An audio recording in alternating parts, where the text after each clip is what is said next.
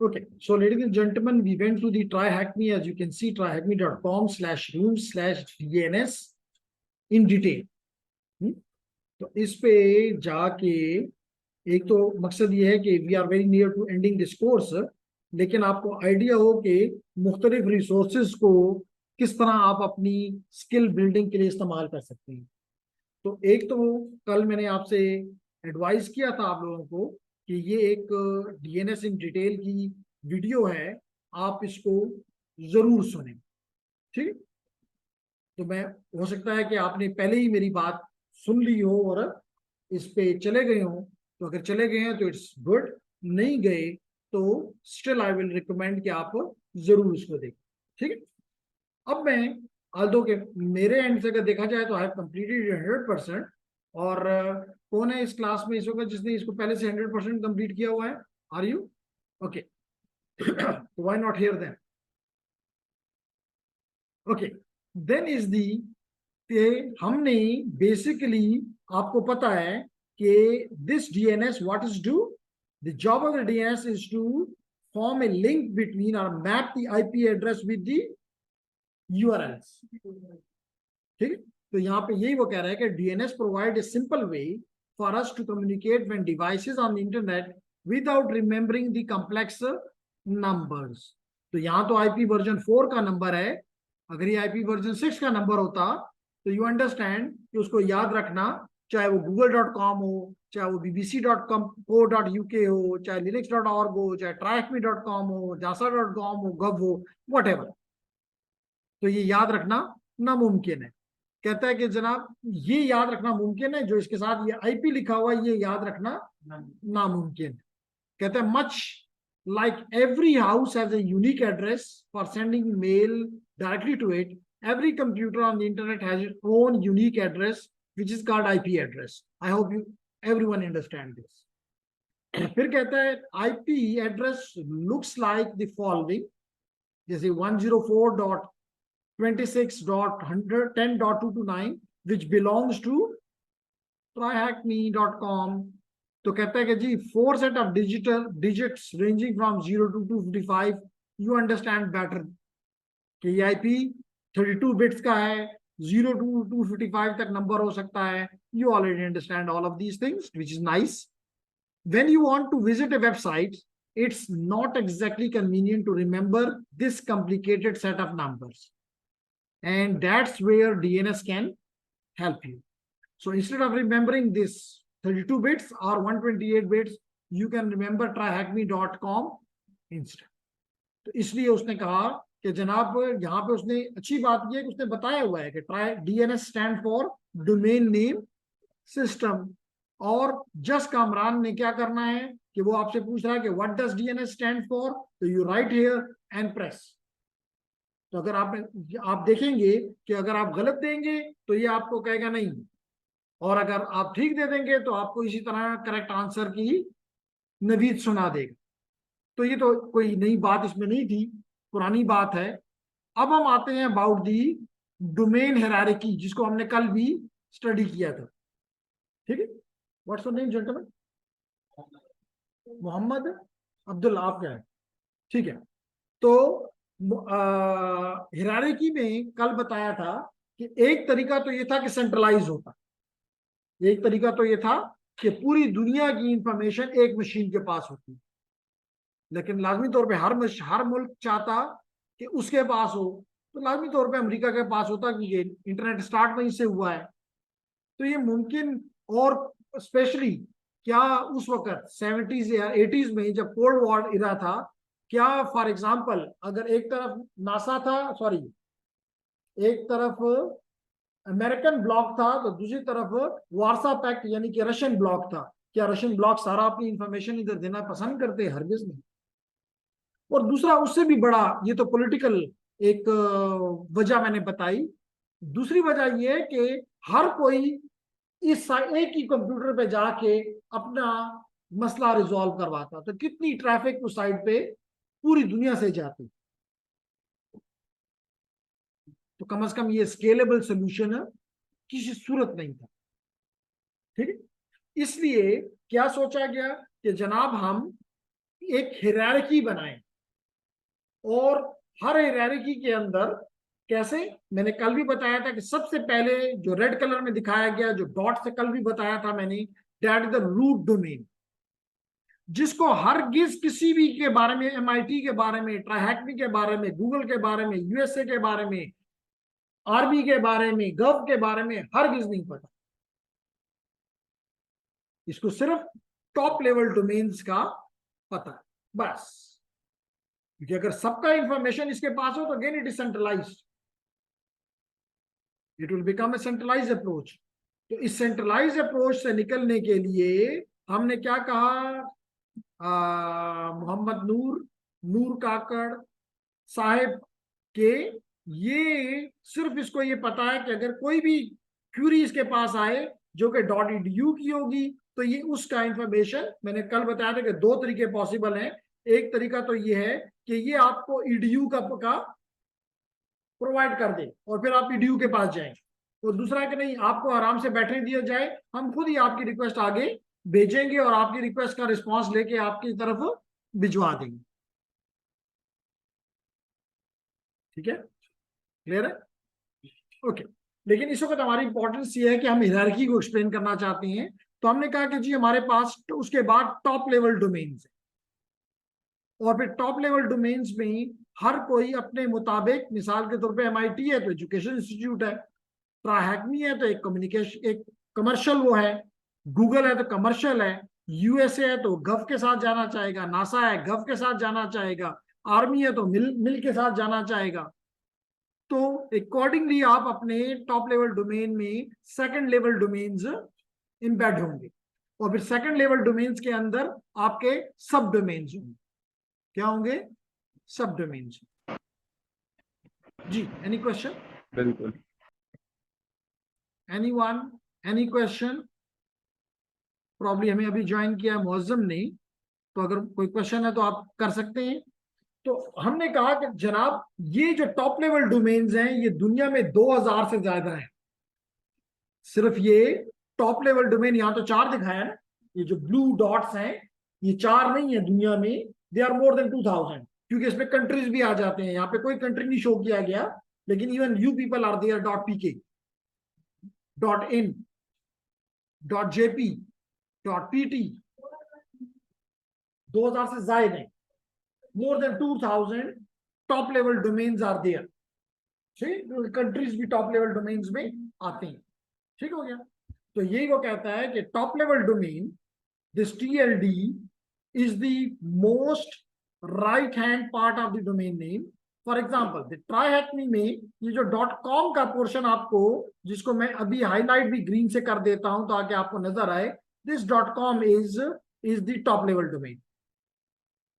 ठीक हो गया? कहता है there are 2 type of top level domains. एक है जेनेरिक टॉप लेवल डोमेन्स, कितने किस्म के? 2 हैं, एक कंट्री के और एक जेनेरिक। तो आपको जो इस वक्त नजर आ रहा है आपकी स्क्रीन के ऊपर, that is the generic one, जिसको GTLDs भी कहते हैं। इसको क्या कहते हैं? GTLDs। एक है जेनेरिक और एक country code top level domains, CCTLDs। तो इसलिए इसको वो दे रहा हूं डिफरेंट कलर कि आप, लेकिन इसका मतलब ये नहीं कि मैंने कलर दे रहा हूं तो आपको भी कलर मिलेंगे, लेकिन just show you here and those who are online, उनको पता चले कि top level domains are of 2 types, एक जेनेरिक है और एक कंट्री कोड के साथ। ठीक हो गया जी? कहता है historically the generic TLDs was meant to tell the user the domain name purpose, for example education, for example gov, mil, commercial, वगैरह वगैरह। For example, a .com would be commercial purpose, or for organizations, EDU for education, gov for governments, जबकि country wise बेशुमार हैं, जैसे कि आपको मैंने भी बताया कि CA for Canada, UK for UK, US for USA and so on. जो कहता है due to much demand there is an influx of new generic TLDs ranging from online, यानी कि कोई भी .online, .club, .website, .biz and so on. इसलिए वो कहता है कि we have a full list of over 2000 TLDs। तो अगर किसी को इस तमाम TLD देखने का शौक है तो इस लिंक को क्लिक करके देखें। क्लियर जी? ओके, तो उसके बाद लेडीज एंड जेंटलमैन हम आते हैं सेकंड लेवल डोमेन्स, जिसके अंदर क्या होंगे, सब डोमेन्स। क्या होंगे? सर सब। जेनेरिक सिर्फ यही चार होंगे सर? नहीं जेंटलमैन, आपने पूछा कि क्या आपके जेनेरिक टी जो हैं वो सिर्फ चार ही हैं, मैंने कहा हरगिज नहीं। मैंने ये कहा कि आपके ये क्योंकि कंट्रीज कम से कम 2000 से ज्यादा नहीं है, आपको पता है, ठीक है ना। तो ये नाम भी इसमें अभी मैंने आपको बताया, .online, .org, .club, .website, .biz। तो इसके अलावा भी सिर्फ चार नहीं है, बेशुमार काफी हैं। और अगर आप इनकी डिटेल देखना चाहते हैं तो just we will click this and we can see कि कौन से जेनेरिक हैं और कौन से कंट्री कोड के साथ हैं।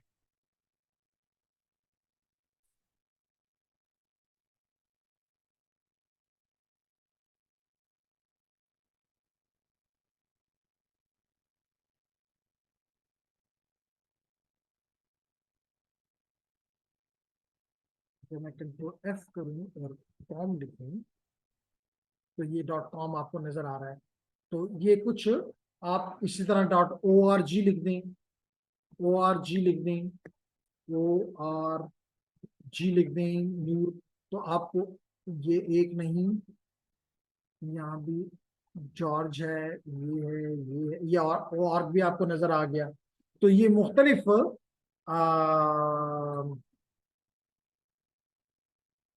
टॉप लेवल डोमेन्स हैं, जिनमें थोड़े जेनेरिक हैं और बाकी जो है वो कंट्री कोड के साथ। क्या आपको जवाब मिल गया नूर मोहम्मद? बल्कि नूर काकड़ का क्वेश्चन था, if I am correct. Clear?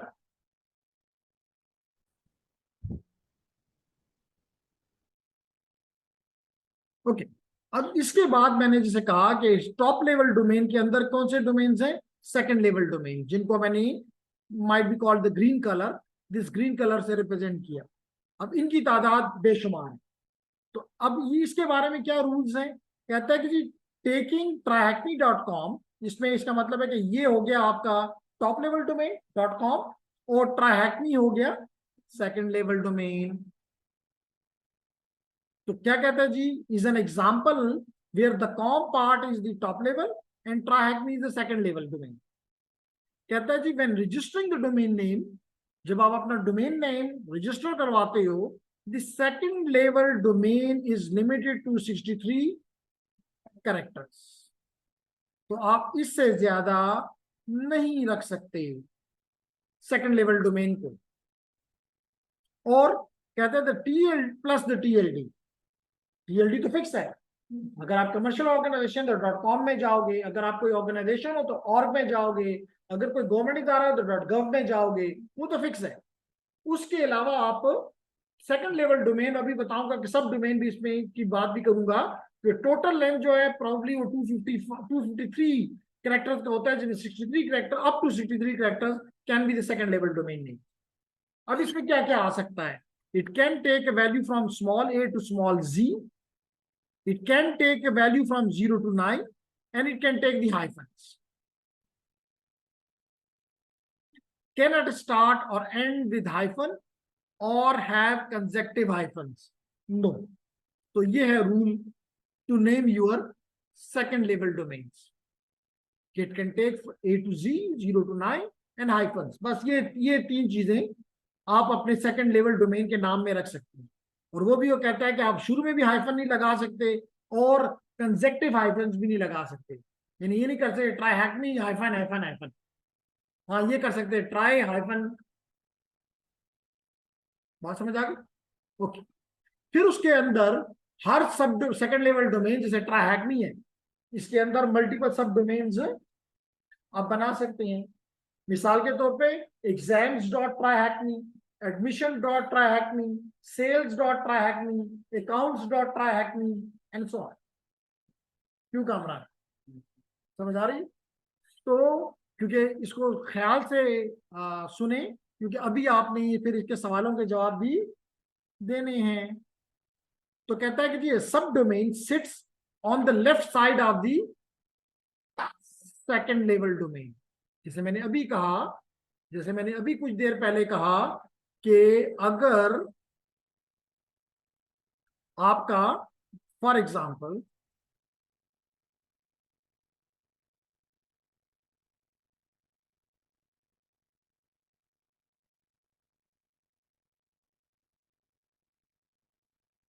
Okay, तो मैंने कहा कि लेडीज एंड जेंटलमैन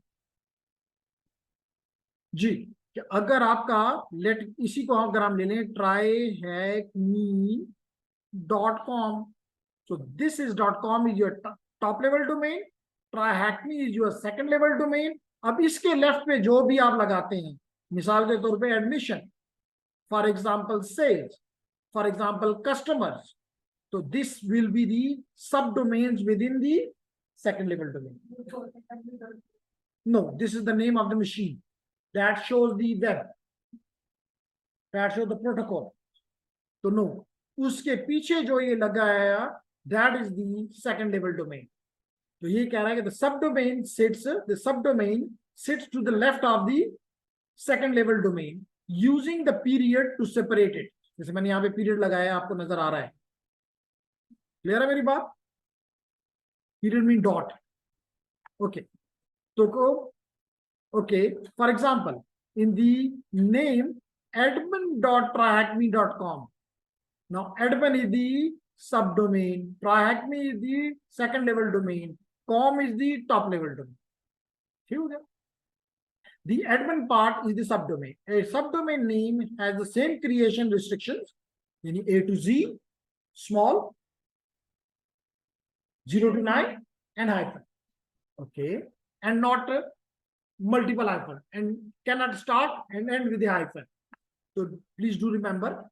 तो कहते हैं subdomain name has the same creation restrictions as the second level domain, being limited to 63 characters and can only use the 0 to 9 and hyphen and A to Z, and cannot start or end with the hyphen or have consecutive hyphens. कहता है कि जी you can use multiple subdomains split with periods to create longer names. मिसाल के तौर पे admin है, जैसे अभी यहाँ पे इसने एग्जांपल ली, आप एडमिन के अंदर एक और सब डोमेन भी, एक या एक मल्टीपल सब डोमेन्स भी बना सकते हैं.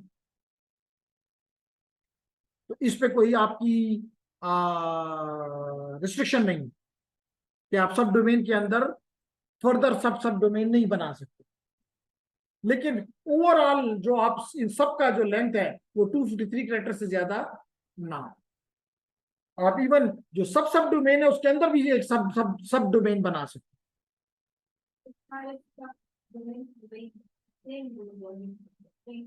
अप टू 63, लेकिन अगर आपने ज्यादा बनाने हैं तो कीप इट शॉर्ट, क्योंकि total length can not be more than 253 characters. Make sense?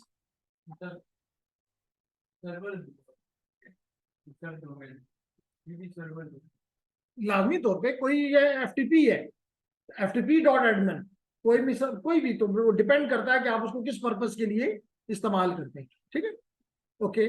तो कहता है कि जनाब 0 to 9 blah blah blah, you can use multiple सब domains, you can use multiple सब domains split with periods to create longer names such as here servers हैं. अब एक सर्वर आपका जुपिटर का है तो jupiter.server.tryhackme.com, दूसरा जो है वो माइक्रोसॉफ्ट का, इंटेल का है, intel.server.microsoft.com, तीसरा किसी और का है. Got it? कहता है बट द लेंथ, जैसे मैंने पहले कहा, must be capped up to 253 characters or less. There is no limit on the number of sub domain. सिर्फ इस सब डोमेन को अगर लिमिट करता है तो ये करता है. क्लियर हो मेरी बात? तो you can create for your domain. इसलिए पहला क्वेश्चन यहाँ पे अच्छी बात भी है और बुरी बात भी है कि आंसर्स आपको दिखाई दे रहे हैं. तो कहता है पहला क्वेश्चन वो क्या कहता है, what is the maximum length of the sub domain. अभी बताया 63, तो जस्ट पुट हियर 63, और अगर आप मेरे साथ कर रहे हो तो इंटर करके देख लो, और अगर नहीं कर रहे हो तो फिर बाद में कर लीजिएगा. तो आप पे डिपेंड करता है कि आप किस तरह चलते हो. नूर को समझ आ रही है? साहिब को समझ आ रही है? मौजन?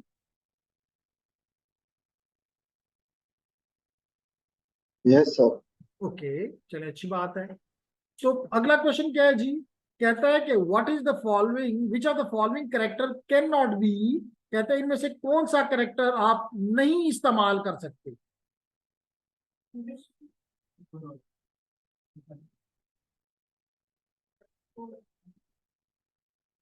अंडर, हमने कहा हाइफन इस्तेमाल कर सकते हो, नंबर 0 to 9 इस्तेमाल कर सकते हो, A to G इस्तेमाल कर सकते हो, इसका मतलब ये जो डैश अंडरस्कोर है ये नहीं इस्तेमाल कर सकते। तो यहाँ पे हमने अंडरस्कोर लगा दिया कि ये अलाउड नहीं है। फिर वो कहता है कि जी what is the maximum length of the domain name, 256 characters. फिर वो कह रहा है कि जी what type of TLD is .uk .co.uk। जी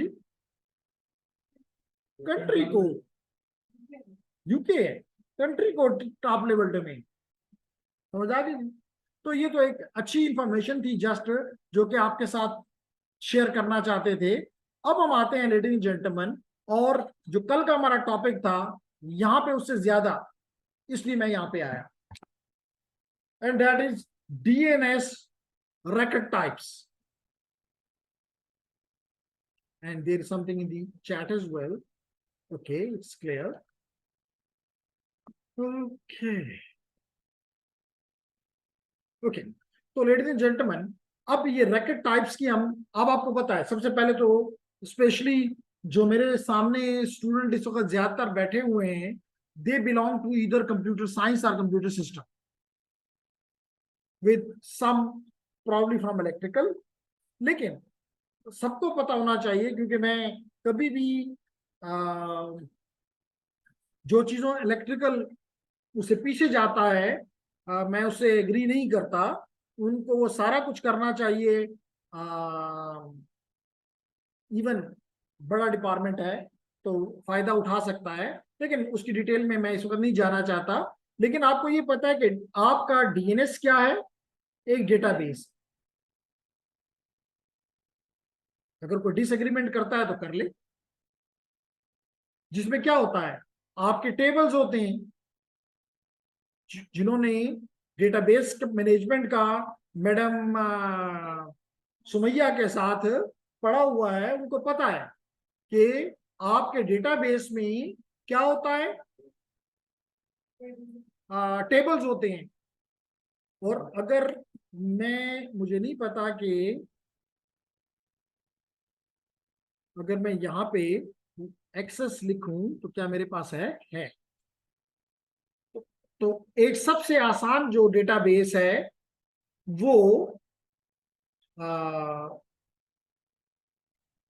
वो माइक्रोसॉफ्ट एक्सेस है। एग्री करते हो? हालांकि कि आप लोग ज्यादातर SQL में काम करना पसंद करते हो, मुझे नहीं पता कि सुमैया किस टूल को इस्तेमाल करती है, क्या वो ओरेकल पे जाती है, क्या वो MySQL पे जाती है, क्या वो, लेकिन सबसे आसान जो है वो माइक्रोसॉफ्ट एक्सेस है।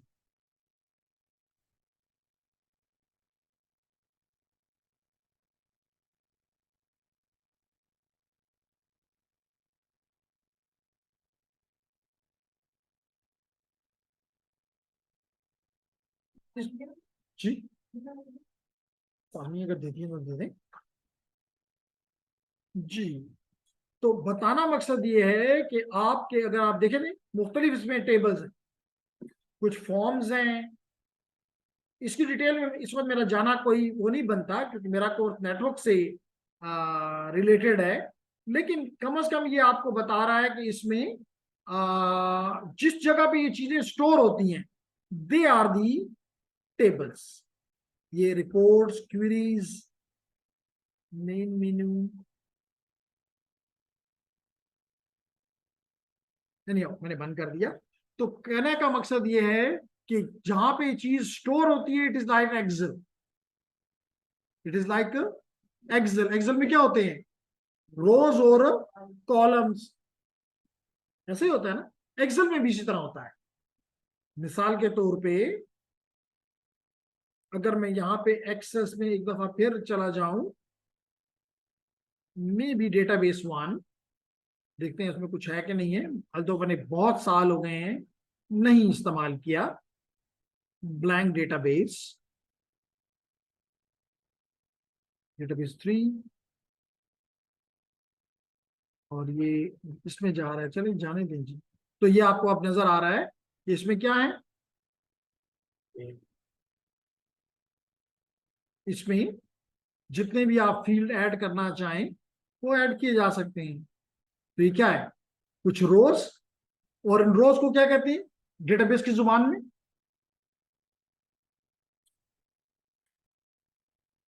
रिकॉर्ड्स। क्या कहते हैं, रिकॉर्ड्स। और आपने जो डेटाबेस पढ़ा है वो रिलेशनल डेटाबेस पढ़ा है ना। तो ये हर लाइन जो है ये क्या रिप्रेजेंट करती है, एक रिकॉर्ड को रिप्रेजेंट करती है। इनमें भी student, student is a table, and उस टेबल में Sumaiya is one record, Rafi is another record within the same table.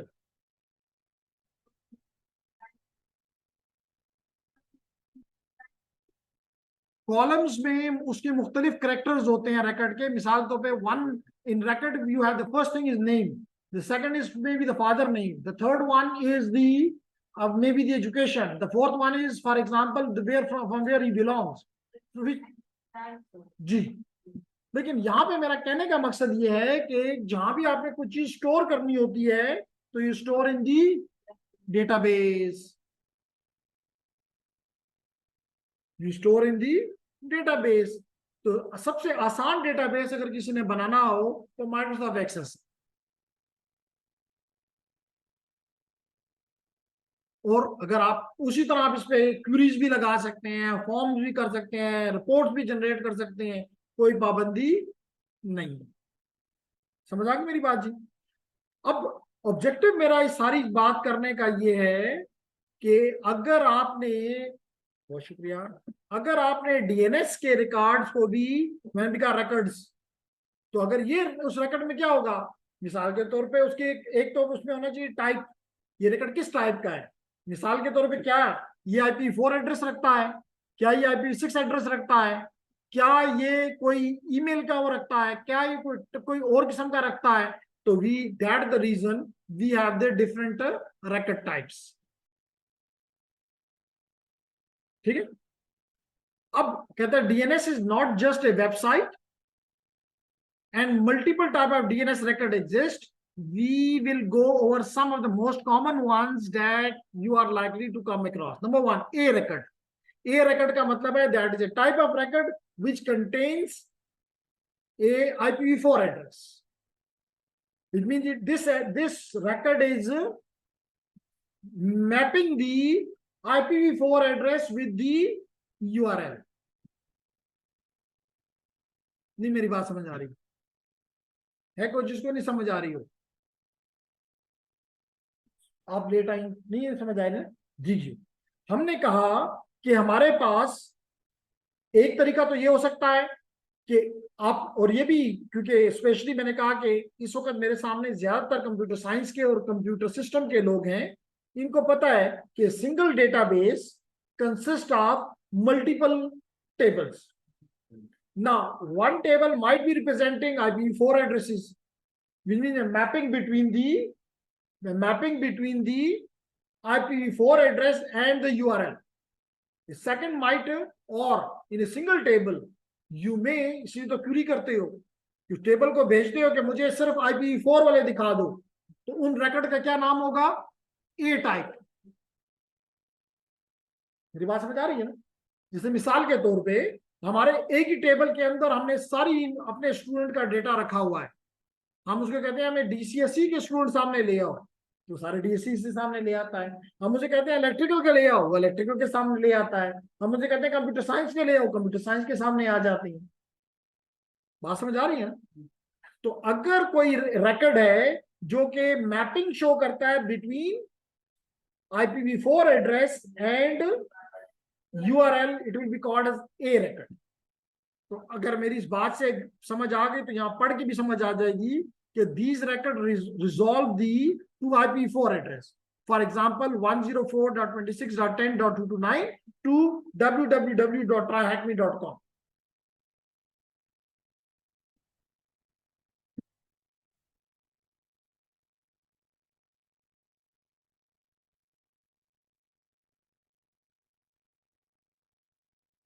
Clear?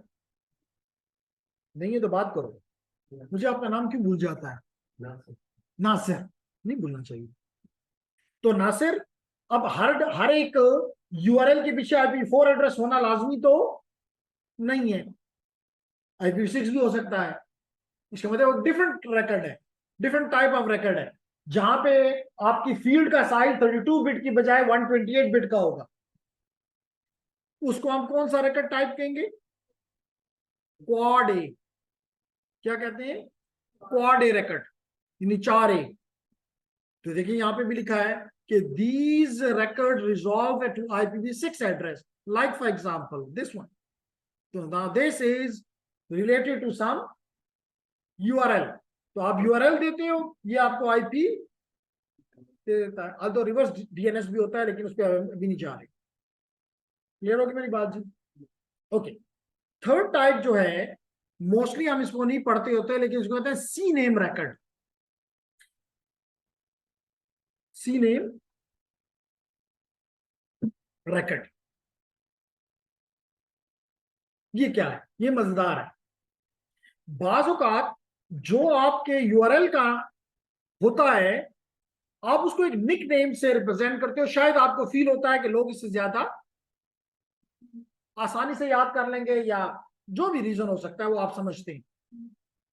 जैसे मिसाल के तौर पे, अगर आप, ये आपका यूआरएल है store.trahacme.com,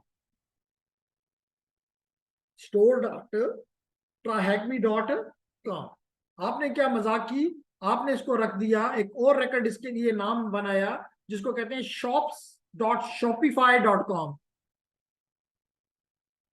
मतलब instead of using the store, you feel कि जी शॉप इज बेटर, तो shops.shopify.com आपने उसका, उस अपने यूआरएल का नाम बदल दिया। Now where it will be? It will be in C name records. तो नाउ दिस इज, जब आप लिखोगे shop.shopify.com, it will be searched into the CNAME record. It is a CNAME record, और वहां से इसको मिलेगा store.trahacme.com, और फिर ये वहां से उठा के इसको या ए में होगा या क्वाड ए में होगा, वहां से IP निकाल के आपको दे देगा। तो अगर आप इस जो रीड कर लेते हैं और फिर कोई क्वेश्चन हो तो दोबारा इस पे आते हैं। तो हमने कहा these record resolve to another domain name. जैसे आपका अपना एक डोमेन नेम तो आपने रखा हुआ था, store which is subdomain, Trahacme which is your second level domain, and .com which is your top level domain। आप चाहते हैं इस नाम से मैं बदलता हूं, इसको एक निक नेम देता हूं, तो इसलिए वो कहता है कि जनाब these record resolve to another domain name, for example Trahacme's online shop has a subdomain name this, which returns a CNAME record which is shops.shopify.com. Another DNS request would be made to shopify.com to work out the IP address।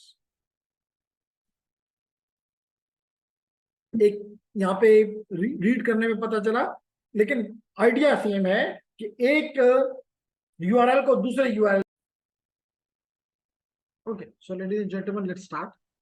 तो हमने कहा कि जनाब आपके C name में, sir जी चलो, sir जी बोलें, जी नूर बोलें। सर यूआरएल से हमें कैसे पता चलता है सर कि ये IPv4 का है या IPv6 का है सर? ओके, क्वेश्चन ये पूछा गया कि क्या यूआरएल से, क्या यूआरएल से ये पता चलता है। मैं क्वेश्चन को थोड़ा सा मोल्ड कर रहा हूं, अगर फिर भी नूर मोहम्मद, नूर काकड़ अगर सेटिस्फाई ना हो तो वो अपने क्वेश्चन को रिफ्रेश कर सकता है। क्वेश्चन ये पूछा गया, कैसे मुझे पता चल सकता है कि कोई भी यूआरएल, कोई भी यूआरएल, क्या ये यूआरएल IPv4 के साथ मैप करेगा या IPv6 के साथ मैप करेगा? यही क्वेश्चन है नूर काकड़। सर ये कह रहा हूँ सर कि यूआरएल से हमें कैसे पता चलेगा सर कि IPv4 का है या IPv6 का है सर, ये क्वेश्चन। ठीक है, मैं यही वर्ड चले इस्तेमाल कर लेता हूं कि ये आपका क्वेश्चन ये है कि आपका क्वेश्चन ये है कि यूआरएल से कैसे पता चलेगा कि IPv4 का है कि IPv6 का है, यही है।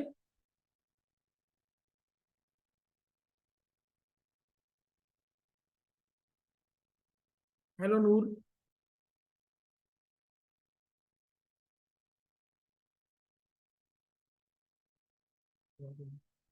सर आवाज सही नहीं सर, अभी बोल सर। जी मैं दोबारा बोल रहा हूँ नूर। मैंने ये कहा कि आपका क्वेश्चन जो मुझे समझ आया और स्क्रीन पे मैंने लिखा भी कि आपका क्वेश्चन ये है कि कोई भी यूआरएल हो, जैसे अभी हम इस वक्त हैं trahacme.com के ऊपर, तो एक यूआरएल है, तो इस यूआरएल से कैसे पता चलेगा कि क्या ये IPv4 का या IPv6 के साथ मैप्ड है, यही आपका question. Yes sir. Okay nice, question समझ आ गया जी। तो अब जवाब इसका सिंपल ये है कि हमें इसकी जरूरत ही नहीं कि ये IPv4 के साथ मैप्ड है या किसी के साथ भी है, हमें तो इसका एड्रेस चाहिए, हमें तो इसका एड्रेस चाहिए। हाँ, जब हम मिसाल के तौर पे कोई भी पिंग करते हैं, लेट करें, तो हमें डीएनएस एक आईपी इसका प्रोवाइड कर देता है, वो देख के बताया जा सकता है कि IPv4 है या IPv6 है, लेकिन हमें यूआरएल देख के कोई ऐसी कंडीशन नहीं है जो बताए कि मिसाल के तौर पे hackme.com को देख के कभी भी नहीं पता चलता कि ये IPv4 से बिलोंग करेगा या आईपी, हो सकता है आज IPv4 से हो, कल आप उसको चेंज करके IPv6 में कर दो, तो यूआरएल के अंदर तो कोई तब्दीली नहीं कर सकते। अगर ऐसा कुछ होता तो फिर आपको यूआरएल तब्दील करने पड़ते, विच इज नॉट डिजायर्ड। जवाब मिल गया मोहम्मद नूर नूर नूर काकड़ को। Yes sir. Okay nice. तो यूं आपको समझ आ गया कि दो, एक यूआरएल दूसरे यूआरएल को मैप करता है और फिर वो यूआरएल आईपी के साथ मैप करता है। इस किस्म के रिकॉर्ड को क्या कहते हैं? सीनेम। उसके बाद है एमएक्स।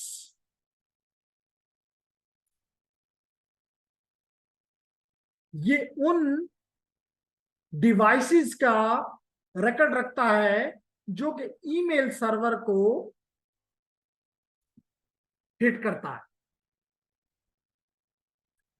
हर एक ऑर्गेनाइजेशन में अपना एक ईमेल का सिस्टम होता है, होना चाहिए। हर डोमेन में अपना एक वेब सर्वर होना चाहिए, ईमेल सर्वर होना चाहिए, एफटीपी सर्वर होना चाहिए। तो इसी अलावी तौर पे अगर आपको आपका एक ईमेल सर्वर है तो उसका कोई ना कोई आईपी भी होगा, एक पब्लिक आईपी भी होगा, और वो लाजमी तौर पे आपने अपने डीएनएस के अंदर, जो आपका अथॉरिटेटिव डीएनएस सर्वर है उसके अंदर आप स्टोर करेंगे, ताकि आपके उस मशीन के ऊपर अगर कोई भी अपनी मेल रखना चाहे तो एक लाजमी तौर पे उसके लिए क्यूरी तो करनी पड़ेगी, जैसे हम करते हैं मिसाल के तौर पे HTTP या HTTPS या FTP डॉट समथिंग और मेल टू डॉट समथिंग, तो मेल टू बताता है कि ये मेल पे जाएगा, तो ये किसी लाइक जीमेल पे जाएगा, याहू पे जाएगा, हॉटमेल पे जाएगा। इसकी इंफॉर्मेशन आप किस किस्म के रिकॉर्ड में रखेंगे? एमएक्स रिकॉर्ड में रखेंगे,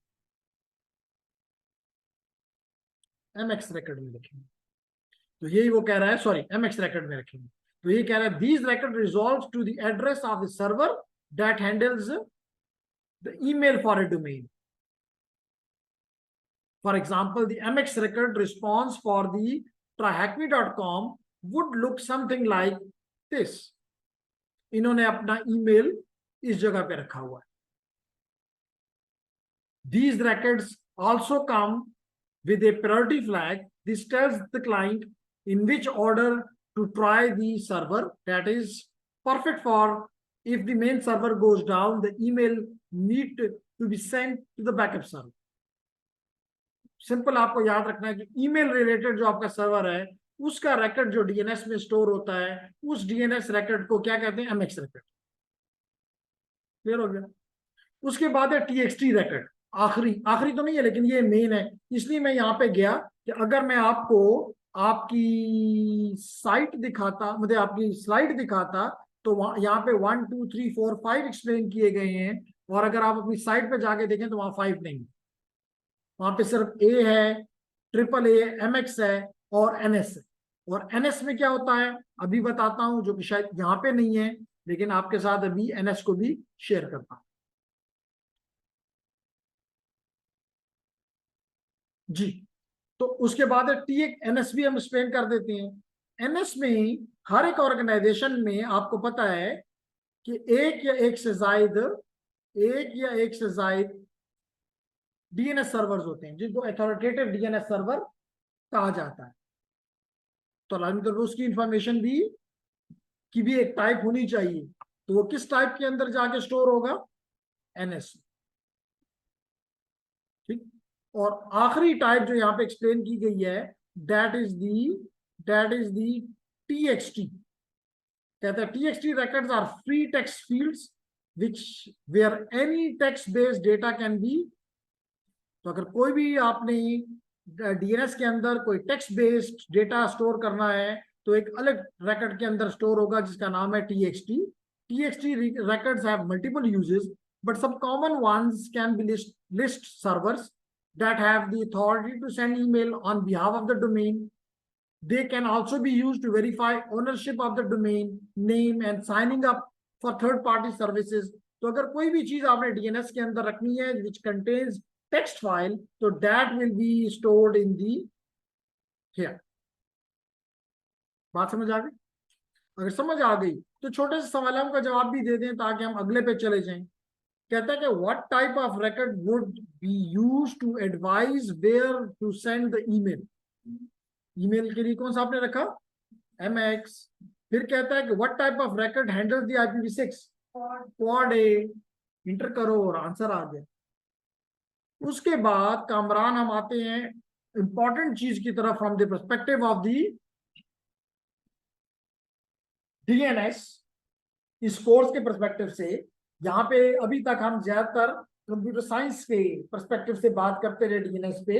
अब हम बात करते हैं इसके how it works from the networking perspective, कि अगर कोई रिक्वेस्ट DNS की आती है तो कैसे हैंडल होती है। Clear? Okay.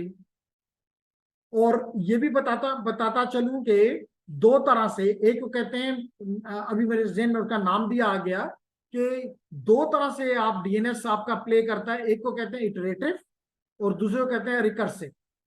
Iterative iterative Curie होती है या रिकर्सिव होती है? नो, अभी क्लियर करता हूं। यहाँ पे जो एक्सप्लेन की गई है आपके डायग्राम में जो नजर आ रहा है, दैट इज रिकर्सिव। और इटरेटिव का मतलब बार बार, वो अगला स्टेप। रिकर्सिव में ब्याद सरा।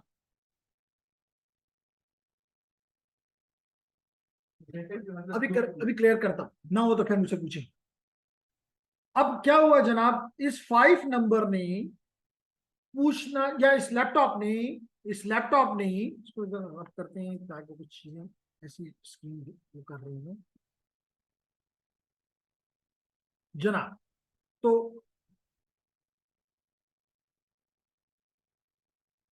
अब थोड़ी सी आपने तवज्जो देनी होगी ताकि आपको ये टॉपिक यहाँ पे समझ आना जरूरी है।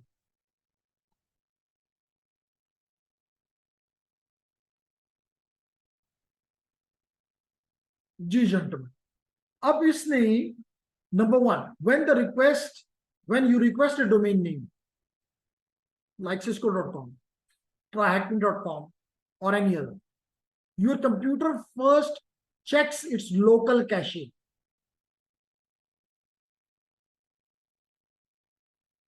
क्या है शैला ये लोकल कैशे? कल की क्लास में थे कि नहीं? नहीं। तो चलें फिर हम सारे कुछ मदद कर दें।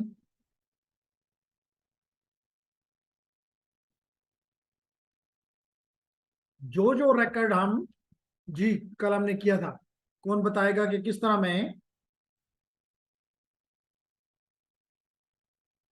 अगर मैं यहाँ पे चला जाऊं कमांड प्रॉम्प्ट पे, तो क्या मेरे इस मशीन में सुबह से इस्तेमाल हो रहा है कोई डीएनएस की mapping between the IP and URL and IP है इसमें कि नहीं है? That is called temporary caching. ठीक है, तो कैसे हम ये फाइंड करेंगे? IP config slash DNS display DNS display DNS. तो ये देख लो, सुबह से इसने ये वैल्यूज याद करके बैठा हुआ है। और अगर आप इसकी टाइप्स की तरफ जाके देखो तो कहीं ए टाइप होगी, ये देखो जैसे ए टाइप है, क्योंकि ये किसको किसको हिट कर रहा है? IPv4 को। इसी तरह क्योंकि हम ज्यादातर IPv4 के साथ हैं, इसलिए रिकॉर्ड का नाम क्या है? E15.whatsapp.net। तो एक .net भी आपके जहन में आ गया कि this is your top level domain, WhatsApp is your second level domain, और सेकंड लेवल डोमेन ने एक E15 के नाम से सब डोमेन, एंड दैट सब domain has an IP address of 15.197.210.28। नजर आ रहा है ना? तो you can see that multiple machines का इंफॉर्मेशन मेरे इसके पास मौजूद है। ज्यादातर मैं खाली मैं व्हाट्सएप पे ही लगा रहा, और है भी, इसमें कोई शक नहीं। इसी तरह मिसाल के तौर पे look at here 192.168.137.34। So here are the records. तो सबसे पहले हम जब इस डिवाइस ने जाने की कोशिश की तो इसने अपनी लोकल कैशे को चेक किया। First checks its local cache. Confused? फिर क्या हुआ? ऑनलाइन स्टूडेंट्स, फिर बात समझ में आ रही है? Mohammad Noor, Muazzam, Noor Kakar. Yes sir. Okay nice. अब क्या कहते हैं जी? If you have previously looked up the address recently, अगर आपने पहले इस्तेमाल किया है तो आपको कैशे से मिल जाएगा, और अगर नॉट तो फिर आप इधर रिकर्सिव और इटरेटिव मेथड से आगे बढ़ो। इसके लिए आपने क्या किया? आप नंबर 2 में चले गए और आप अपने लोकल डीएनएस के पास रिक्वेस्ट लेकर चले गए कि जी मैंने मिसाल के तौर पे facebook.com पे जाना था, या कोई भी ऐसी साइट पे, मिसाल तो पे जिसे अब आपको नजर आ रहा है uma.ns.cloudflare.com या kip.ns.cloud, कोई भी। तो मेरे पास अगर मेरी मशीन के पास नहीं है तो I will go to the DNS। तो ये वो कह रहा है recursive DNS server is usually provided by your ISP। You can also choose your own. जैसे अभी आप देखते हो कि अगर मैं आई डोंट नो कि मैं किस नेटवर्क से कनेक्टेड हूं, मैं इसके साथ कनेक्टेड हूं, अगर इसके साथ कनेक्टेड हूं तो मैं विच इज इसको एडमिन, तो हमने ISP को इस्तेमाल करने की बजाय अपना रखा हुआ है। चेक कर लेते हैं। IP config स्लैश ऑल, तो यहाँ पे लोकल मशीन रखी गई है 192.168.1.1। क्लियर? और जब मैं इसको कहता हूं कि किसी को कि जी मुझे उसका URL बताओ, तो देखें मैंने NS लुकअप लिखा, कल भी मैंने ये किया, लुकअप लिखा, इंटर किया, देखो ये आपको पता चल गया कि जिस सर्वर का नाम रखा हुआ है सिस्को एडमिन और उसका IP ये है, और ये हाजिर है इस वक्त खिदमत के लिए। ये निशान आपको प्रॉम्प्ट क्या बता रहा है? ये खिदमत के लिए हाजिर है। ठीक, तो आप यहाँ पे या तो इससे खिदमत ले लें, मिसाल के तौर पे tryhackme.com, tryhackme.com। तो देखिए जिसने बता दिया कि इसके पास ये IPs भी हैं इस डोमेन के पास, और ये IPs भी हैं, लेकिन ये सारे इंफॉर्मेशन इनको किससे कहां से मिली है? किसी नॉन अथॉरिटेटिव आंसर है। इसका मतलब है कि मुझे ट्राईहैकनी पे जाके आंसर लेने की जरूरत नहीं पड़ी, दरमियान से कहीं ना किसी ने प्रोवाइड कर, हो सकता है मेरे अपने कैशे नहीं प्रोवाइड कर दिया। Clear? Okay, we go back. तो कहते हैं जी the recursive DNS server is usually provided by an ISP, but you can also choose your own. This server also has a local cache. इसका मतलब ये मशीन भी कोई डेटाबेस लेके नहीं बैठा हुआ, ये भी अपनी कैशे के ऊपर डिपेंड करता है। बात समझ आ रही? जैसे 1.1 यहाँ पे कोई राउटर है ना, इसमें आपने कौन सा डीएनएस बनाया हुआ है? पूरी दुनिया का रिकॉर्ड उस पर रखे हुए हैं नहीं। तो जू जू, लेकिन मेरी मशीन से इसमें ज्यादा क्यों वो है, क्योंकि मेरी मशीन से मेरी मशीन की वो थी। लेकिन जितने लोग यहाँ पे सुबह से आए, वो इस मशीन के साथ उन्होंने बाहर भेजा। तो अभी हम देखेंगे अगर इसके पास नहीं है तो फिर वही अभी हमने जो हायरार्की की है उस हायरार्की को फॉलो, और जब जवाब वापस आएगा तो ये डीएनएस जो कैशे डीएनएस है ये भी अपने पास उसको स्टोर कर ले, ताकि आइंदा अगर कोई मांगे तो ना जाना पड़े। क्लियर?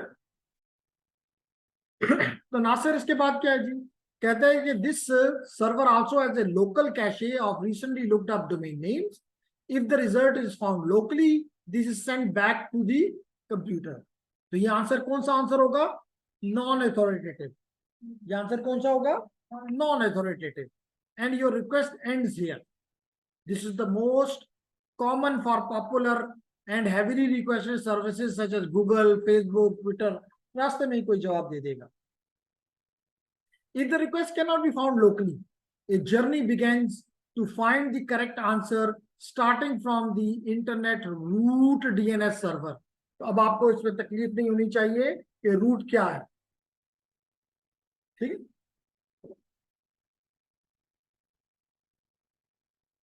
ओके। फिर द रूट सर्वर के पास सिर्फ इंफॉर्मेशन किसकी होगी? टीएलडीज की। रूट के पास किसकी इंफॉर्मेशन होगी? कोई सब डोमेन की, कोई सब डोमेन की नहीं, सिर्फ टॉप लेवल डोमेन की, जो कि 2000 के आसपास है। बस इन 2000 के आसपास की इंफॉर्मेशन इस रूट के पास मौजूद है। तो यही है कह रहा है, the root server act as a DNS backbone.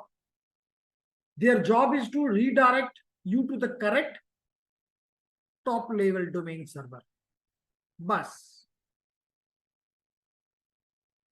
Depending upon your, अगर आपकी रिक्वेस्ट में .com है तो .com को बता देगा, अगर .org है तो .org बता देगा, .net है तो .net बता देगा, .pk है तो .pk बता देगा।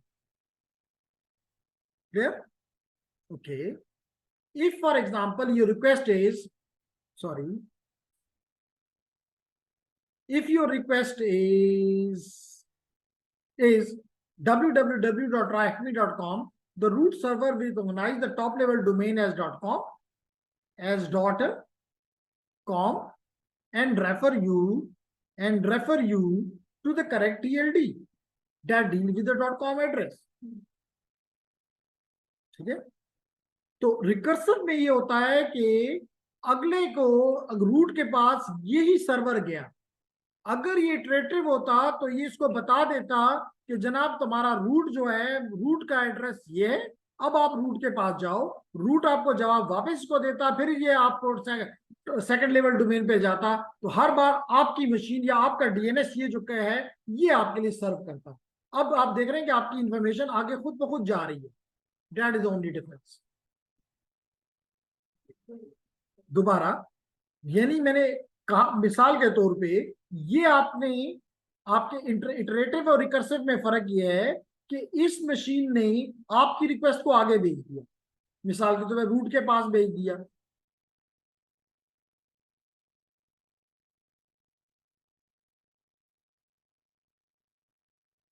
जी, रूट के पास भेज दिया, रूट ने आगे इसको भेज दिया टीएलडी की तरफ, टीएलडी ने भेज दिया मिसाल के तौर पे सब डोमेन के पास, सेकंड लेवल डोमेन के पास, सेकंड लेवल डोमेन ने भेज दिया अथॉरिटेटिव।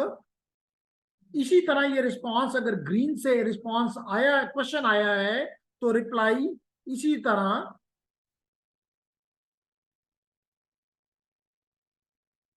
पहुंच गई। इसने अपने पास स्टोर करके ये रिस्पॉन्स को दे दिया। अब इसके पास उसका आईपी मौजूद है, ये डायरेक्टली आईपी के जरिए उसके पास पहुंच सकता है। बात क्लियर हो गई? क्या करेगा वो? उसकी होता ये है कि हर एक की, आपको पता है कि जो मेमोरी होती है वो फाइनाइट होती है। लेट करें कि ये 10,000 वैल्यू स्टोर कर सकता है, तो जो नई आएंगी वो स्टोर हो जाएंगी और पुरानी वाली निकल जाएंगी। ओके, नाइस जी। अब इटरेटिव में ये होता है कि आपको, इसने कहा मेरे पास नहीं है, तो इसने रूट से पूछा, रूट के पास जाना था, रूट के पास गया, रूट ने इसको आगे नहीं लेकर गया। मैं एक और कलर यहाँ पे चूज कर लेता हूं। रूट ने इसको बताया कि जनाब तुम्हारा तुम्हारा जो TLD है वो .com का है, फॉर एग्जाम्पल। तो अब ये DNS.com के पास गया, फिर .com ने इसको बताया कि ट्राहैकनी है, तो ये अब जवाब वापस, और फिर डिफरेंट कलर, फिर डिफरेंट कलर टू दी ट्राहैकनी। ट्राहैकनी ने इसको जवाब दिया, उसके अंदर एडमिन था मिसाल के तौर पे, इसने एडमिन का इसको लुटाया, ये अब एडमिन के पास जाएगा, तो ये एडमिन के पास गया with different colour for example, इसने इसको जवाब दिया। ये फिर अथॉरिटेटिव सर्वर के पास गया, अथॉरिटेटिव सर्वर ने इसको रिस्पॉन्ड किया, और ये वैल्यू इसने इसके हवाले कर दी, और आप फिर उसके जरिए admin.trahacme.com के पास चले गए। बात समझ आई? Every time your this machine is busy, और रिकर्सिव में एवरी वन इज हेल्पिंग। मिल गया जवाब? Okay, nice. आगे चलते हैं जी। तो कहता है कि the root server act as a backbone of the internet. The job is to redirect to the correct TLD. Like here, the TLD server hold the record of where to find the authoritative server, जो second level domain के अंदर होगा।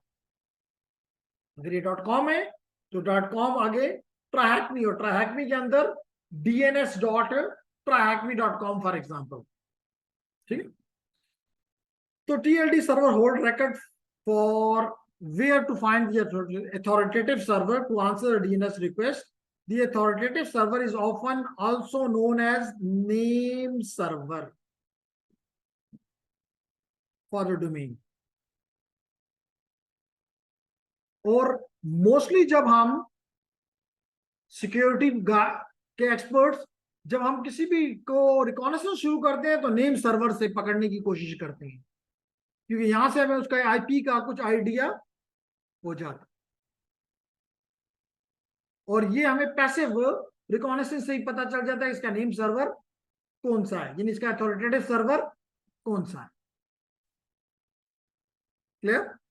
जैसे मिसाल के तौर पे, अगर मैं यहां पे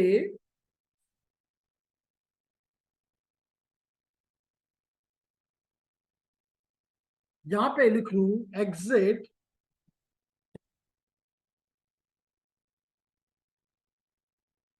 और अब यहां पे लिखूं NS lookup,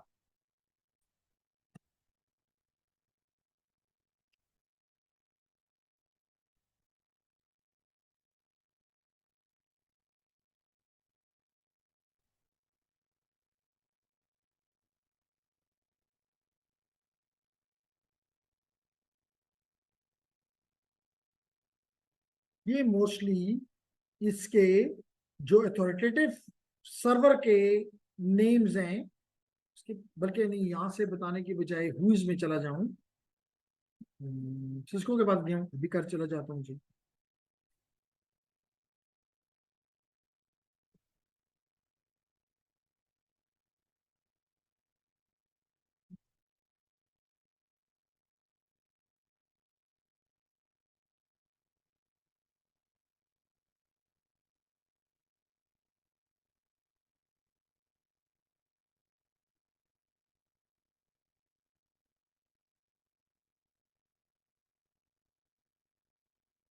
These are the name servers.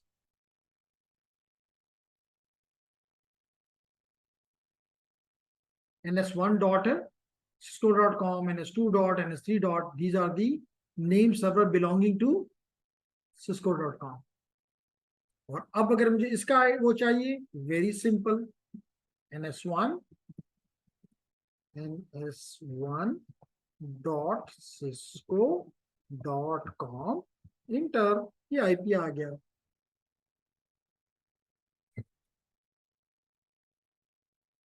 Clear clear. तो वापस जाते हैं जी, कि वो कह रहा है कि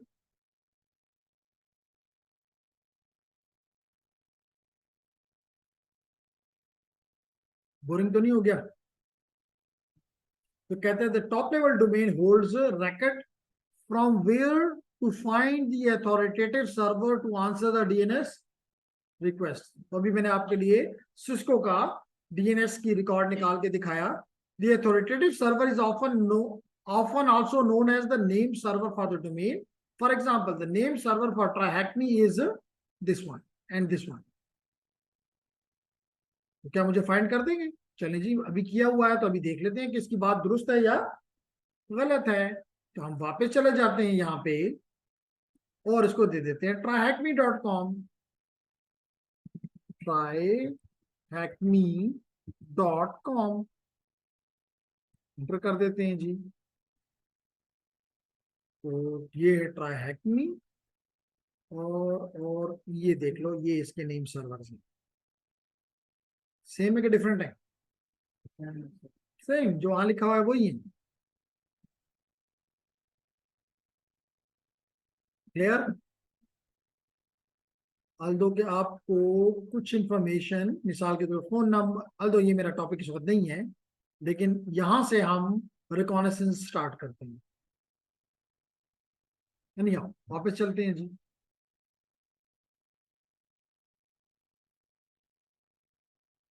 वापस चलते हैं अपने टॉपिक पे। फिर कहते हैं an authoritative DNS server is a server that is responsible for storing the DNS record for a particular domain name and where any update to your domain name DNS record would be। तो अगर मिसाल के लिए UT का अपना एक DNS server अगर होता तो उसका नाम होता अथॉरिटेटिव DNS सर्वर, और जितने भी यहाँ पे आईपीज हैं उसकी इंफॉर्मेशन इसमें मौजूद होनी चाहिए। समझ आ गई? Clear everyone? तो अगर आपको ये चीज समझ आ गई है तो फिर मैं चाहूंगा कि आप मुझे इन सवालों के जवाब दे दें। कहता है कि what field specifies how long A DNS record should be cached for.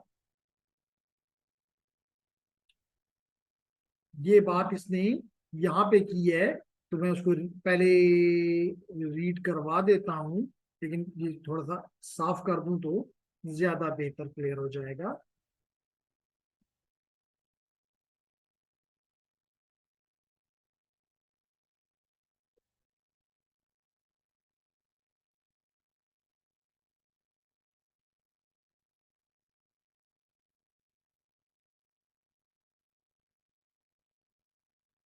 Okay, तो वी गो बैक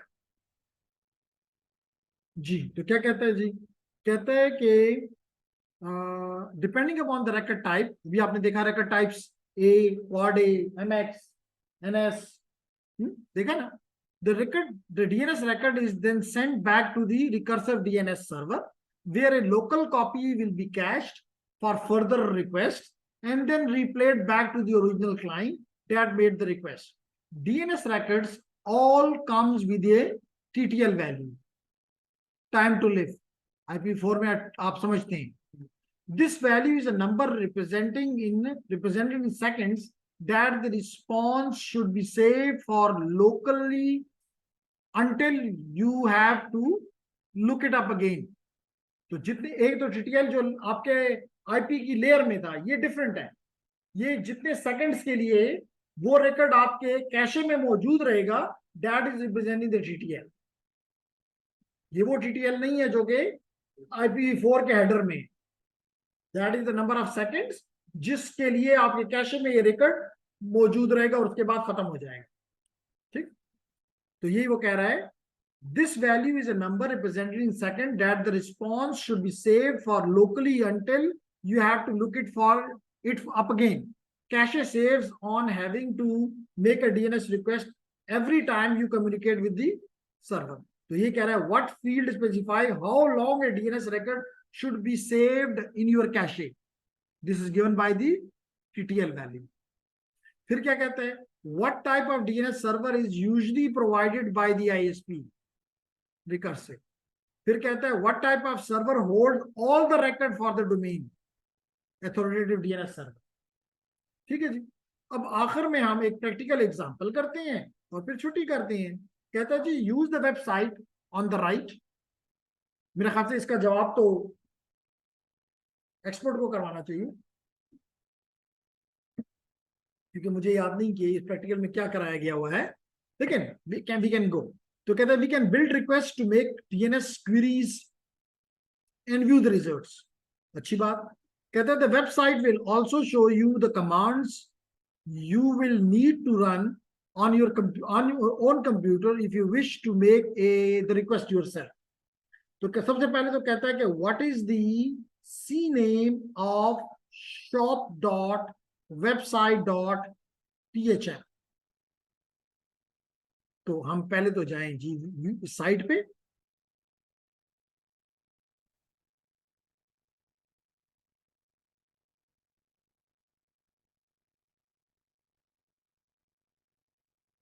जी ये आ गया और ये हमें व्यू दे रहा है किसका. ये हमें व्यू दे रहा है लिनक्स का. तो कोई बुरी बात नहीं है. तो सबसे पहले कहता है जैसे अभी हमने किया तो हमारा क्या है वेबसाइट डॉट THM.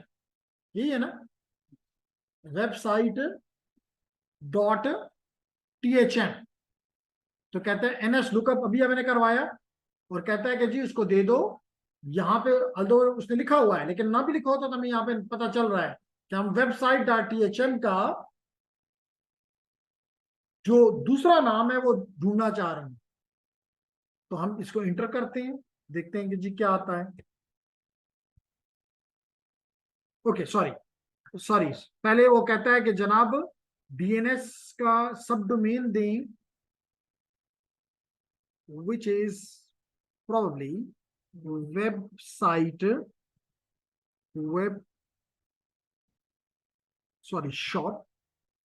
shop और कौन सा आपको चाहिए DNS type cname.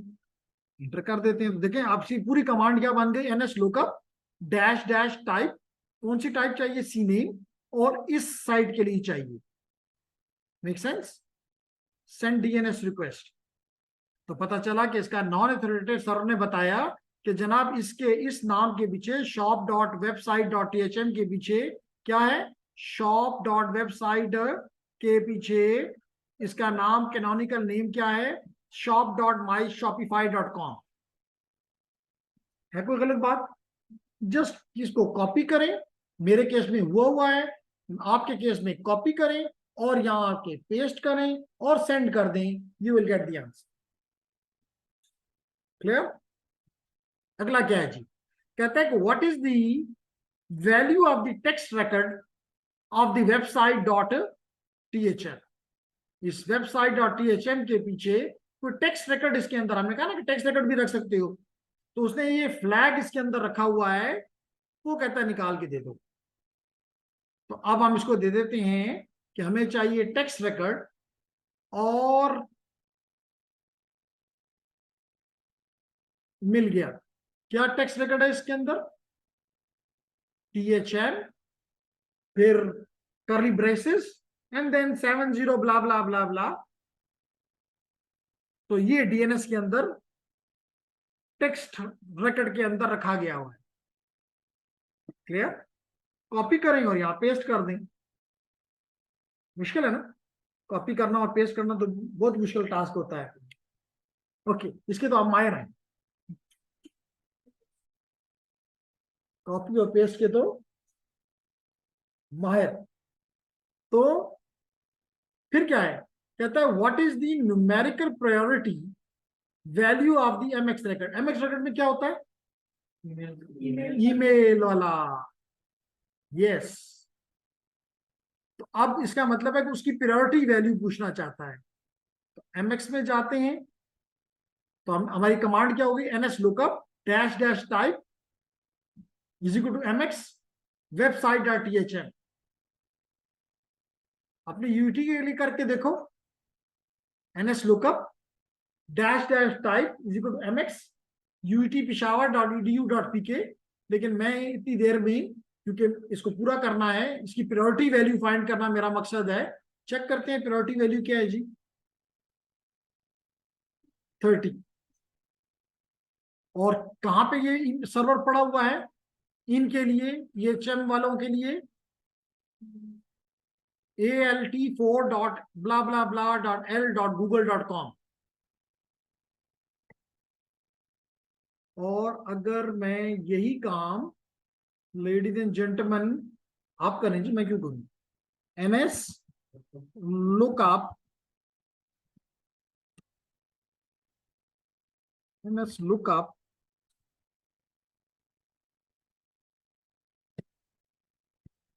Dash dash type is equal to mx और www पेशावर, देखते हैं कि इसका नाम क्या है, लेकिन utpeshawar.edu.pk, ये कहाँ पे अपनी ईमेल रखते हैं अभी पता चल जाएगा।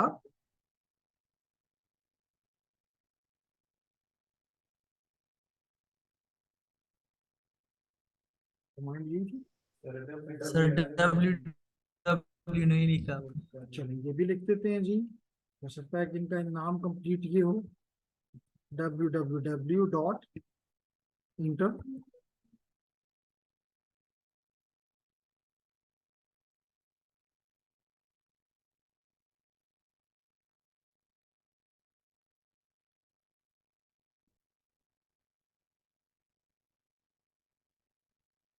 अगर हम यही कमांड दूसरे के लिए पर ट्राई कर लेते हैं, लेट इट बी cisco.com,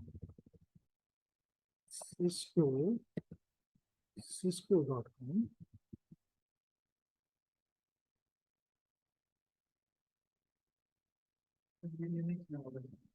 नहीं इधर भी होगा।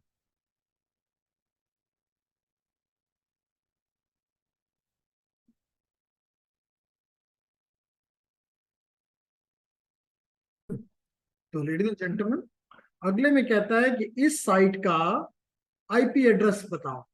लाजमी तौर पे अगर आईपी एड्रेस में उसने ए रेकॉर्ड किया कि किस तरफ इशारा किया कि IPv4 एड्रेस बताओ। अगर क्वाड ए कहता है तो इसका मतलब वो हमसे IPv6 एड्रेस मांग रहा है। तो उसने हमारे लिए जिंदगी आसान की हुई है कि एक ऐप बनाई हुई है, तो हमने लिखा ns lookup dash dash type A, और डोमेन में हमने लिखना है www एंड .website.thm। यहां से हम करते हैं सेंड, और हमें आईपी उसका मिल गया कि 10.10.10.10। तो यहाँ से कॉपी करें और यहाँ पेस्ट कर दें। लेकिन इस वक्त मेरा ऑब्जेक्टिव ये तो आपने कंप्लीट कर लिया, अच्छी बात है, और कंप्लीट जरूर कीजिएगा। मैं साथ ही ये कमांड जो यहाँ पे हमने दी, वो मैं यहाँ पर भी देना चाहता हूँ। तो ये है वो कमांड जी, बिल्कुल, ns lookup डैश डैश, दो dash, ns lookup dash dash typing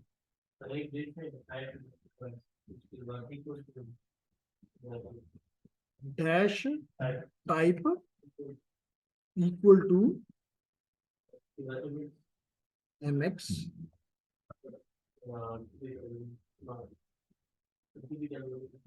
www, जो mx ये हो गया website.html। क्या कहना चाहती, स्मॉल में लिखना है, अच्छा, mx cisco.com, या यहाँ पे website.thm है ना, यहाँ पे हम website.thm पे काम कर रहे हैं ना। तो ये हम पहले चेक करते हैं, फिर सिस्को भी करते हैं, फिर यूटी में भी करते हैं। तो ladies and gentleman, it is website.thm inter, ये नहीं कर रहा काम, लेकिन अगर हम आपका कर रहे हैं, ओके नाइस। अगर हम इस साइड में इसको चेक कर लें, काली,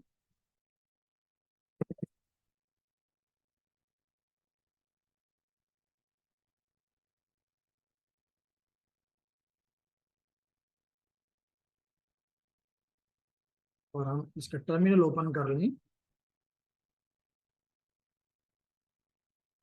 और यहाँ पे कैपिटल में ही आएगा, तो ये आपके टर्मिनल पे आ गए। और यहाँ पे आप लिख रहे हो NS lookup dot TXT for example, THM, और ये अगर हम इनपुट कर दें तो देखते हैं क्या जवाब आता है।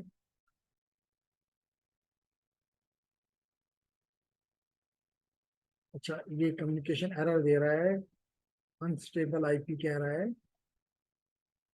हम इसको कंट्रोल C करके खत्म, इसने खुद ही खत्म कर दिया। अब हम दोबारा NS लुकअप, और टाइप में हम इसको देते हैं अब MX, और चलें जी cisco.com जी, चेक कर लें। इसने बता दिया कि जनाब मेरे पास ये मेरे अथॉरिटेटिव आंसर्स ये कैन नॉट बी फाउंड, लेकिन इसने हमें ये बता दिया कि जनाब ये 3 इसके पास ईमेल सर्वर्स हैं, और उनकी प्रायोरिटी बता दी कि सबसे टॉप प्रायोरिटी जो है ये वाला है, सेकंड प्रायोरिटी ये वाला है, और थर्ड प्रायोरिटी ये वाला। क्लियर? अगर हम इसका अगर हम इसका इसको कहेंगे जी ए और cisco.com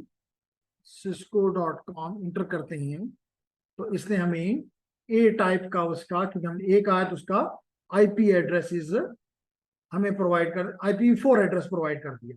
मेक सेंस? अगर हम इसी कमांड को ए की बजाय 4A कर दें, फिर इंटर करें, तो देखिए इसने IPv4 की बजाय IPv6 रिकॉर्ड सामने ले आया। समझ आ रही? इसी तरह अगर हम इस यहाँ पे MS दे दें, और इंटर करें, तो ये उसने उसके डोमेन नेम सर्वर्स सामने ले आया, और वही थे NS1.NS2 NS3 जो अभी हमने। लेकिन ये तो हम सारे दूसरों पे करते रहे, हम अपने प्यारों पे भी तो करें ना, वो भी तो पीछे बैठे हुए हैं। UTPeshawar.edu.pk,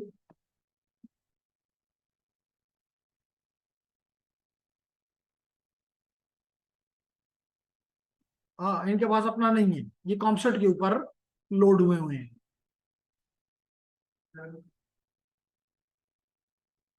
एंड comset.net.pk के ऊपर। अगर इनका ईमेल सर्वर देखेंगे वो किधर है, तो यहां लिखेंगे MX और फिर इंटर। तो इनका ईमेल जो है वो गूगल पे, इनका अपना है ही नहीं। ये अपना ईमेल भी गूगल पे स्टोर करते हैं, इनका अपना कोई वेब सर्वर, ईमेल सर्वर निश्चित।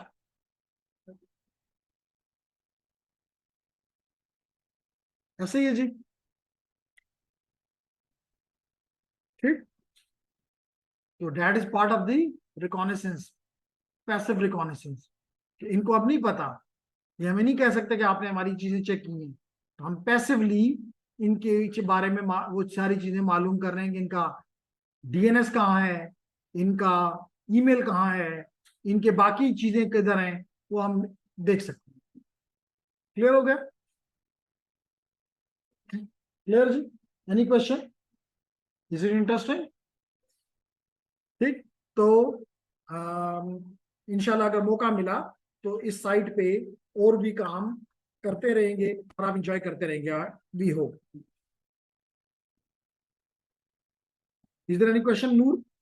नूर काकड़, सबसे पहले भागने वाला। No sir.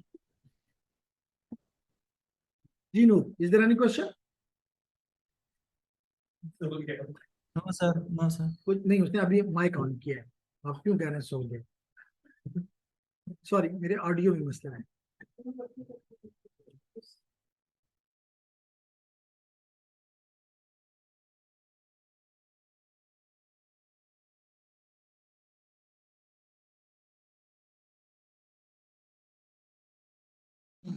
आगे लेकर गए इस टॉपिक को, हम काफी आगे लेकर गए। उम्मीद करता हूं आपको अच्छा लगा। अगर क्वेश्चन नूर तो बात करें, नूर का कट।